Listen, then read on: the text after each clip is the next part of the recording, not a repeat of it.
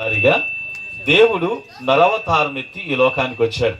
ఆయన ఎందుకు వచ్చాడు, ఏంటి విషయాల్ని, అలాగనే ఆ క్రిస్మస్ లో అప్పుడు జరిగిన క్రిస్మస్ అంటే యేసుప్రభు వారు పుట్టిన సందర్భంలో యేసుప్రభు వారిని మరి 3 స్థలాల్లో ఉన్నారు, 3 చోట్ల ఉన్నారు. ఆ 3 చోట్ల గురించి నేను మీకు చెప్పి నేను ముగించేస్తాను. గమనించండి ఒకసారి. లూకా సువార్త 2వ అధ్యాయము ఒకసారి చూడండి పిల్లలు. లూకా సువార్త 2వ అధ్యాయం, లూకా సువార్త 2వ అధ్యాయము 10-11 వచనాలు సుమారు వరకు చదువుకుందాం. 10 నుంచి 12 వచనాలు చదువుకుందాం. సంతోషకరమైన సువార్తమానము నేను మీకు తెలియజేస్తున్నాను. దావీదు పట్టణమందు నేడు రక్షకుడు మీ కొరకు పుట్టి ఉన్నాడు. ఈయన ప్రభు అయిన క్రీస్తు. దానికి ఇదే మీ కానవాలు. ఒక శిశువు పొత్తిగుడ్డలతో చుట్టబడి ఒక తొట్టిలో పండుకొనటం మీరు చూచెదరని వారితో చెప్పాను. మంచిది పిల్లరా, చదవబడిన వాక్యాన్ని కొంచెం గమనించినప్పుడు ఒకసారి మీరందరూ కూడా మీ అటెన్షన్ నా మీద పెట్టినట్లయితే, మనుషులు ఎవరు కూడా దేవుణ్ణి తెలుసుకోలేరు, దేవుణ్ణి చూడలేరు, దేవుణ్ణి గ్రహించలేరు. బాగా వినాలి పిల్లలు. ఈ రోజున చాలా మంది ప్రపంచ దేశాల్లో దేవుణ్ణి కనుగొనాలని చెప్పి ఏం చేశారు చెప్పంటారా, రకరకాలైన సిద్ధాంతాలను కలగజేసి కొన్ని మతాలను సృష్టించారు తప్ప దేవుణ్ణి చేరుకోలేకపోయారు, దేవుణ్ణి, నిజ దేవుని, సత్య దేవుని గ్రహించలేకపోయారు. కారణం ఏంటంటే పిల్లలు గుర్తించండి, మనిషి ఎప్పుడు కూడా, మనం ఎప్పుడు కూడా దేవుని గుర్తించలేం, దేవుని గ్రహించలేం. దేవుడే తనకు తానుగా మనకు బయలుపరుచుకోవాలి. ఆమేన్. తనకు తానుగా ఆయనే ప్రత్యక్షపరచుకోవాలా. ఆయన ప్రత్యక్షపరుచుకుంటేనే మనిషి దేవుని గుర్తించగలుగుతాడు.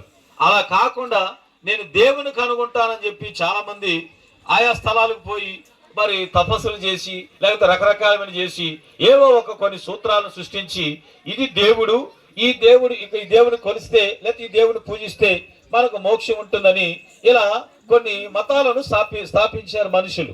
కానీ మనుషుడు ఎప్పుడు కూడా దేవుని కనుగొనలేడు. దేవుడే మనిషికి తనను తానుగా ఏం చేయాలి చెప్పండిరా, బయలుపరచుకోవాల్సిన అవసరం ఉంది. ఆయన బయలుపరచుకోకపోతే ఎవరు కూడా మనిషి దేవుణ్ణి కనుగొనలేడు. ఎందుకు మీరు చెప్తున్నారంటే పాస్టర్ గారు అని మీరు అడిగితే, అసలు యేసు ప్రభువు ఈ లోకంలో పుట్టినప్పుడు కూడా ఈ క్రిస్మస్ ని మనుషులు కనుగొనలేదండి. జాగ్రత్తగా వినాలి. 3 విషయాల నుంచి నేను మీతో చెప్పాలనుకున్నాను. చూడండి, మొట్టమొదటికి ఇక్కడ మనం చదువుకున్న విషయంలోకి వస్తే, ఇక్కడ ఒక దేవదూత పరలోకం నుండి భూలోకానికి వచ్చింది. బాగా నేను పిల్లలు, పరలోకం నుండి ఆకాశం నుండి భూమి మీదకి వచ్చింది. ఎవరి దగ్గరికి వచ్చిందంటే గొర్రెల కాపర్ దగ్గరికి వచ్చింది. వారు రాత్రి పూట గొర్రెలను మేపుకుంటా ఉన్నారట. ఆ మేపుకుంటున్న స్థలానికి ఎవరు వచ్చారు చెప్పండిరా, మరి దేవదూత పరలోకం నుండి దిగి వచ్చింది. దిగి వచ్చి ఈ గొర్రెల కాపర్లకి దేవుడు పుట్టిన సంగతిని తెలియపరుస్తుంది, బయలుపరుస్తుంది. బాగా నింపులారు. ఏమని బయలుపరుస్తుంది? ఇప్పుడు మనం చదువుకున్న అదే వచ్చిన చూడండి. ఇదిగో భయపడకుడి, ప్రజలందరికీ కలగబో మహా సంతోషకరమైన సువర్తమానము నేను మీకు తెలియజేస్తున్నాను. దావీదు పట్టణమందు నేడు రక్షకుడు మీ కొరకు పుట్టి ఉన్నాడు. ఈయన ప్రభు అయిన క్రీస్తు అని చెప్పి మీరు ఆయన ఒక తొట్టెలో పొత్తిగుడ్డలతో చుట్టబడి ఒక తొట్టెలో పరుండబెట్టుట మీరు చూచెదరని వారితో చెప్పింది.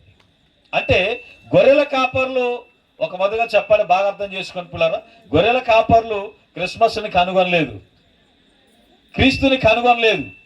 మరి ఎలా తెలిసింది వారికంటే దేవుడే వారికి బయలుపరుచుకున్నాడు. ఈ రాత్రి నేను ఒక విషయాన్ని చెప్తున్నాను పిల్లరా, ఇక్కడ మనం ఎంతమంది ఉన్నప్పుడు కూడా, ఎన్ని చేసినప్పుడు కూడా దేవుణ్ణి మనం కనుగొనలేమో, దేవుణ్ణి మనము గుర్తించలేమో, దేవుణ్ణి మనం చేరలేమో.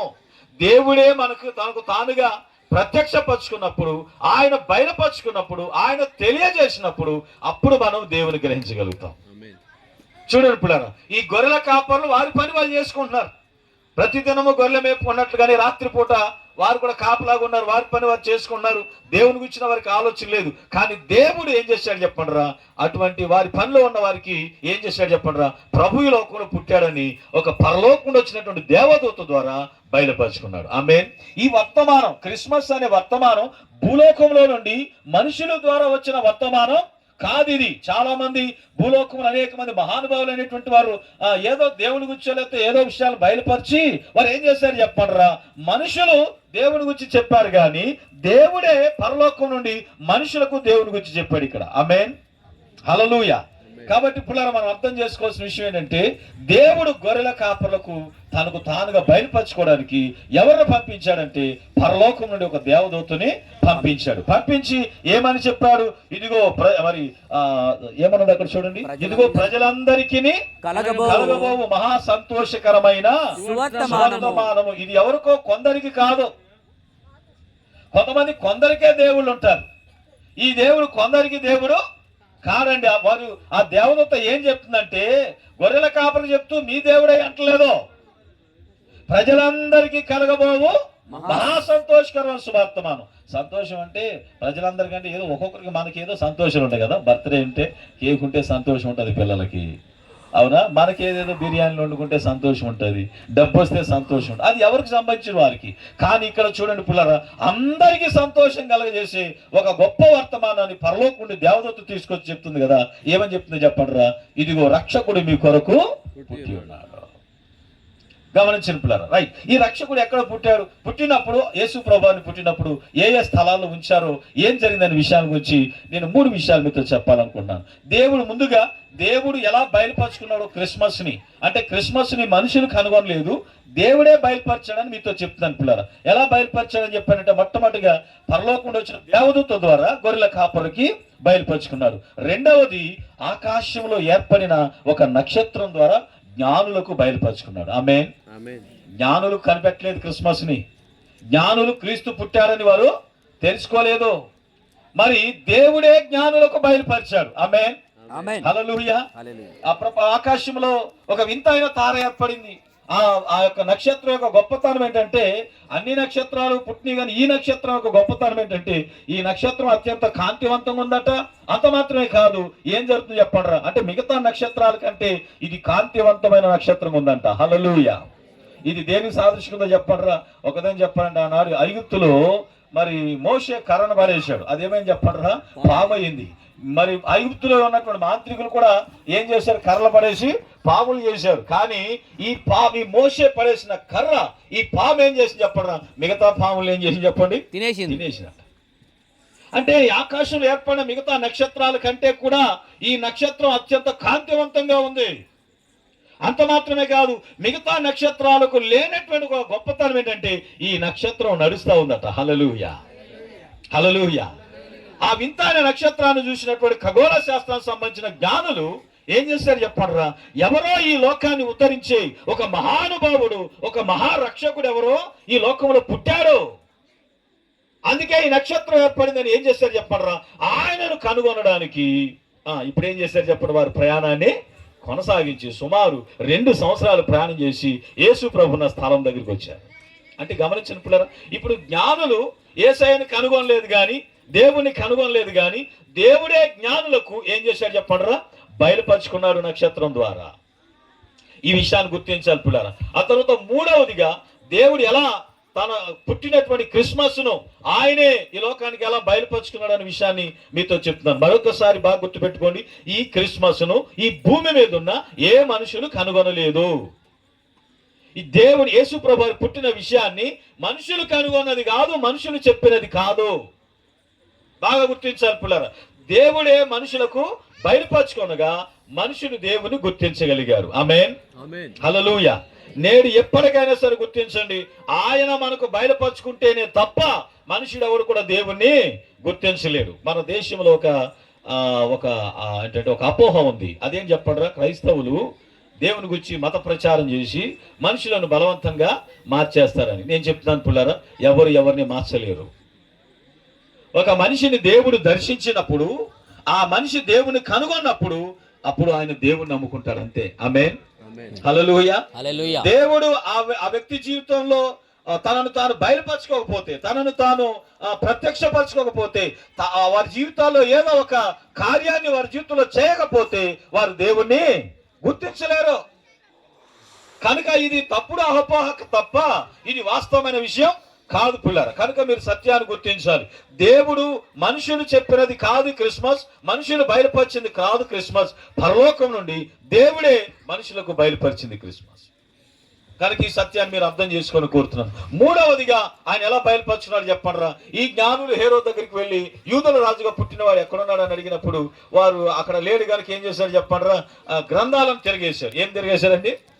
ప్రవక్తలు, పాత నిబంధనలో ప్రవక్తలు లేఖనాలలో చెప్పిన ప్రవచన గ్రంథాలను వారు తిరిగేసినప్పుడు ఇదిగో ఎక్కడ యేసుప్రభు పుడతారో ఆ విషయాలు వారికి బయలుపరచబడ్డాయి. హల్లెలూయా. అంటే వారు లేఖనాల ద్వారా ఇప్పుడు ఏం చేస్తారు, దేవుడు వారికి ఇచ్చిన లేఖనాల ద్వారా, ప్రవచనాల ద్వారా, ప్రవక్తలు ప్రవచించిన ప్రవచనాల ద్వారా ఏం చేశారు చెప్పండి, దేవుణ్ణి కనుగొనగలిగారు. కాబట్టి రాత్రి ఇక్కడ కూడి వచ్చిన మనమందరం కూడా ఈ క్రిస్మస్ లో మీరు ఎంత వెతికినా కూడా దేవుడు అనేవాడు మీకు బయలుపరచబడడు గాని ఆయనగా మిమ్మల్ని దర్శించినప్పుడు మీరు దేవుణ్ణి తెలుసుకోగలరు. ఆమేన్, ఆమేన్, హల్లెలూయా. మాలాంటి వారు ఇక్కడ నిలబడి ఎన్ని గొప్ప బోధలు చేసినప్పటికీ, ఎంత జ్ఞాన బోధ చేసినప్పటికీ మీరు ఊరికినే ఇట్లా తీసి పడేస్తారు. ఏమందరూ ఎలా చెప్తారులే, వీళ్ళకి కొత్త ఏం కాదు కదా, వీళ్ళ మైకిలు పెట్టి వీళ్ళు ఏదో గొప్పదానం చెప్తుండ్రని ఊరికినే తీసి పారేస్తారు. ఎందుకో తెలుసా? దేవుని ప్రత్యక్షత మీకు రాలేదు గనుక. దేవుడు తనకు తానుగా బయలుపరుచుకుంటే చూడండి, ఇప్పుడు గొర్రెల కాపర్లు తమ గొర్రెలు అక్కడ విడిచిపెట్టేసి ఇప్పుడు ఏం చేశారు చెప్పండిరా, దేవుడు బయలుపరుచుకున్నాడు గనక ఇప్పుడు ఏం చేశారంటే వాళ్ళు గొర్రెల పక్కన పడేసి యేసుని చూడడానికి వెళ్ళారు. ఆమేన్, హల్లెలూయా. జ్ఞానులు, దేవుడు నక్షత్రం ద్వారా జ్ఞానులకు బయలుపరిచాడు గనక, ఆయన బయలుపరుచుకున్నాడు గనక జ్ఞానులు సుమారు 2 సంవత్సరాల పాటు ప్రయాణం చేసి వారు దేశాలు విడిచిపెట్టేసి దేవుని వెతుక్కుంటూ వచ్చారు. ఈ కార్యం ఎవరు తెలుసా? దేవుడు తనకు తానుగా బయలుపరచుకోబట్టి. ఆమేన్. ఏదో ఒక రోజున ఈ మాట వినండి పుల్లరా, దేవుడు మీకు కూడా ఆయన బయలుపరచుకోబోతున్నాడు. ఆమేన్, ఆమేన్, హల్లెలూయా. హల్లెలూయా. ఈ క్రిస్మస్ లోనే కావచ్చు, లేకపోతే మరికొన్ని సందర్భాల్లోనే కావచ్చు, మీ జీవితాలలో ఆయన దేవుడిగా మీకు బయలుపరుచుకున్నప్పుడు, ప్రత్యక్షపరుచుకున్నప్పుడు నేనంటాను పుల్లరా, మీరు చేసే ఏది కూడా అది మీకు అడ్డు రాదు, అన్నిటిని విడిచిపెట్టి ప్రభు దగ్గరికి రాగలుగుతారు. ఆమేన్, చెప్పండి హల్లెలూయా. అప్పటి వరకు మీరు అనుకున్నట్లుగా ఇలా బోధలు చేసి అవి చేసి ఇవి చేసి మార్చేస్తారంటే ఎవరు మార్చలేరు మిమ్మల్ని. నాలాంటి వారికి అది ఎంత గొప్పవారు బోధించినా మార్చలేరు. దేవుడు తనకు తానుగా మీకు ప్రత్యక్షపరచుకోవాలి.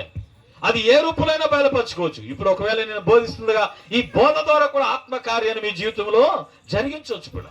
లేఖనాల ద్వారా వాళ్ళు ఏం చేస్తారు చెప్పండిరా, ఆ లేఖన ప్రవచనాల ద్వారా వారు తెలుసుకోగలిగారు యేసయ్య పుట్టాడని. సరే, దేవుడు అదే ఎందుకు ఇంతసేపు ఈ 3 విషయాలు చెప్పానంటే పిల్లారా, క్రిస్మస్ ని మీకు ఒక విషయం చెప్పడానికే ఈ మాటలు చెప్పాను. క్రిస్మస్ ని మనుషులు కనుగొనలేదు, మనుషులు చెప్పలేదు. క్రిస్మస్ ని దేవుడే మనుషులకు బయలుపరిచాడు, దేవుడే మనుషులకు తెలియజేశాడు. అది విషయం. ఇది మీరు గుర్తుపెట్టుకోవాలి. కనుక ఈ పండగ మనుషులు కనిపెట్టిన పండగ కాదు. ఆమేన్, చెప్పండి. క్రిస్మస్ పండగ మనుషులకు తెలిసింది, మనుషులు చెప్పింది, మనుషులు చేసేది కాదు. ఇది మీ ప్రాంతాలను ప్రేమించి ఆయన ప్రత్యక్షతను బయలుపరిచిన నిమిత్తం, మీరు ప్రభువును గుర్తించిన నిమిత్తం, సత్యదేవుని అర్థం చేసుకునే నిమిత్తం ఇలాంటి కార్యక్రమాలని ఆయన ఏర్పాటు చేశాడు. అందుకు దేవునికి మహిమ కలుగును గాక. ఆమేన్. ఇదెంతో చాలా ప్రయాసతో కూడింది, ప్రార్థనతో కూడి